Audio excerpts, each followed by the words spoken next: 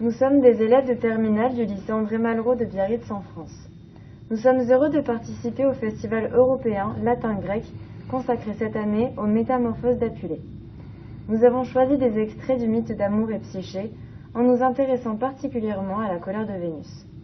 Nous remercions Marie Cosnet et la compagnie des Sirtes qui nous ont accompagnés dans ce travail.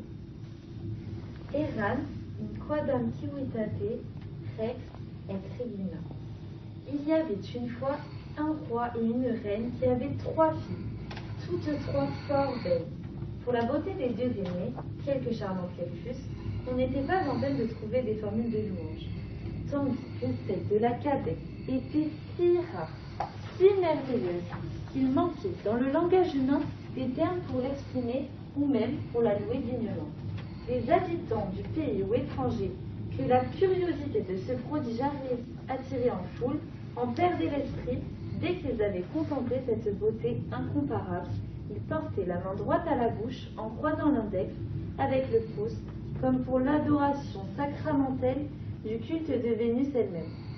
Cette impertinente attribution des honneurs divins à une simple mortelle alluma le plus violent dépit dans le cœur de la Vénus véritable. Ne pouvant contenir son indignation, elle secoue en frémissant la tête et, du ton d'une fureur concentrée, « Quoi? Moi, Vénus, principe vivifiant de toute chose, d'où procèdent les éléments de cet univers, moi, qui suis la déesse mère du monde dans son entièreté, en orbis totius alma Venus, me voilà malmenée jusque dans l'honneur de ma divinité, partagée avec une quelconque mortelle, et mon nom, cadeau du ciel, serait profané par ce qu'on trouve de plus pitoyable sur cette terre. Vraiment, je supporterai d'être bousculée par l'adoration d'une divinité qui prend ma place dans une cérémonie commune, et une jeune mortelle portera mon image.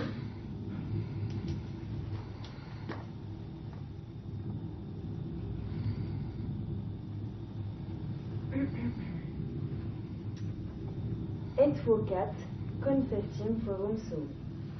Aussitôt, elle appelle son fils. Ce garnement ailé, qui ne respecte ni morale ni police, qui se glisse chez les gens comme un voleur de nuit, avec ses traits et son flambeau, cherchant partout des ménages à troubler, du mal à faire et ne s'avisant jamais du bien. Le vaurien n'est que trop enclin à nuire. Sa mère vient encore l'exciter. Elle le conduit à la ville en question, lui montre Psyché, c'était le nom de la jeune princesse, et, de point en point, lui fait l'historique de l'odieuse concurrence qu'on ose faire à sa mère. Elle gémit, elle pleure de rage. Mon fils, père égaux, t'es déprécore, je t'en conjure, au nom de ma tendresse, par les douces blessures que tu fais, par cette flamme pénétrante dont tu consumes les cœurs, venge ta mère, mais venge-la pleinement. Que cette odieuse beauté soit punie. C'est la grâce que je te demande et qu'il faut m'accorder.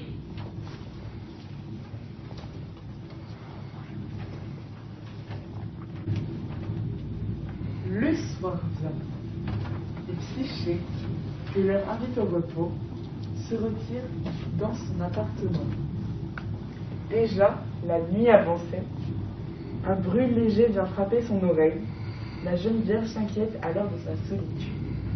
Sa pudeur s'alarme, elle frémit, claustine quod ignorat, mais déjà, l'époux mystérieux est entré. Il a pris place, et Psyché est devenue sa femme. Au premier rayon du jour, il a disparu. Aussitôt, des voix sont là pour prêter leur ministère à l'épouse d'une nuit, et penser de douces blessures. Le temps s'écoule cependant, et chaque nuit ramène la même scène. Par un effet naturel, Psyché commence à se faire à cette singulière existence. L'habitude lui en semble douce, et le mystère de ses voix donne de l'intérêt à sa solitude. Psyché remercie son époux, et est dans un transport de joie. Plutôt sans foi mourir que de renoncer à cette union charmante. Car je t'aime, qui que tu sois, oui, je t'aime, plus que ma vie. C'est quicum quies didigo. Cupidon lui-même me paraîtrait moins aimable. Mais de grâce, encore une faveur. Ordonne à ton familier Zéphyr d'amener mes sœurs ici, comme il m'a transporté moi-même. Elle prodigue en même temps à son époux les baisers, oscula soisoria, les mots tendres, verba motetia, les plus caressantes étreintes, membra fluidetia. Doux amis, cher époux, âme de ma vie, immélité, immarité, tuae psychae, dulcis anima. Sans effet, Vénus sera vengée. L'époux cède, non sans regret. Tout est promis, et l'approche du jour la chasse encore des bras de Psyché. Atque etiam nusse, proximante de manibus, uxoris evanit. En effet, les sœurs vont persuader Psyché d'étreindre la règle d'Eros et de le regarder dans son sommeil. Nox aderam. Il est nuit. L'époux est à son poste. Il y va un premier combat, prélude de sa campagne nocturne, puis s'endort d'un profond sommeil. La force abandonne alors Psyché. Le cœur lui manque. Mais le sort a prononcé. Le sort est impitoyable. Son énergie revient. Elle s'illumine. Et voilà les mystères percés au grand jour. Psyché voit, quel spectacle, le plus aimable des monstres et le plus privé, Cupidon lui-même. Ce dieu charmant, endormi dans la plus séduisante attitude, ipsum illum cupitinem, formosum deum, formoso cubantem. Mais tout à son admiration, elle laisse tomber une goutte d'huile brûlante sur le corps de Cupidon qui se réveille. La malédiction s'accomplit.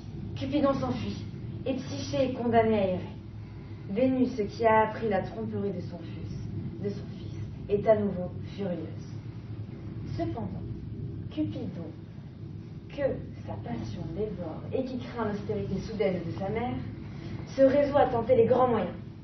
De son aile rapide, il perce la voûte des cieux, va présenter requête à Jupiter et plaide sa cause devant lui. Magno iui supplicat suamque causam probat. Le maître des dieux pince doucement ses petites joues, les attire près de ses lèvres, les baise et lui dit: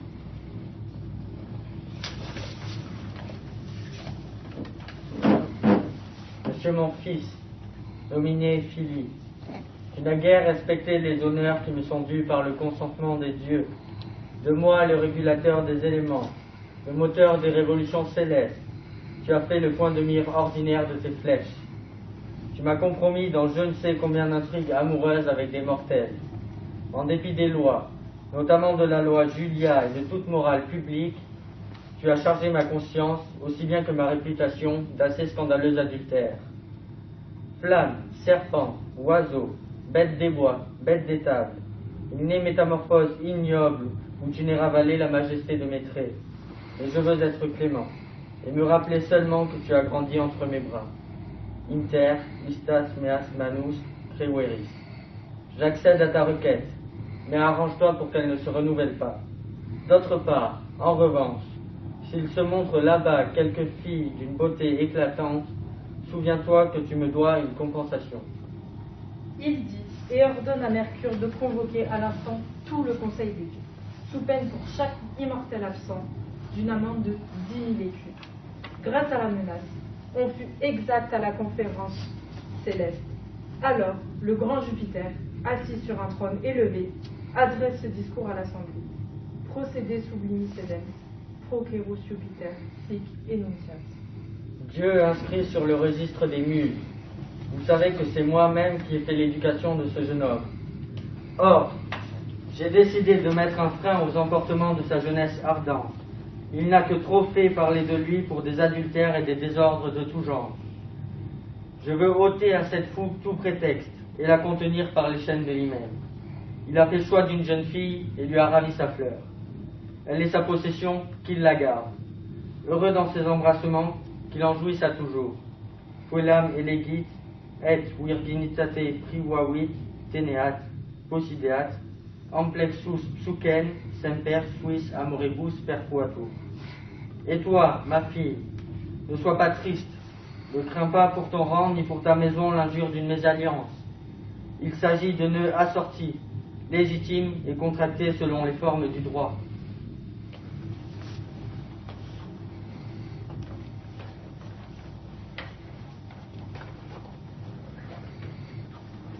C'est ainsi que Psyché fut unie à Cupidon dans les formes.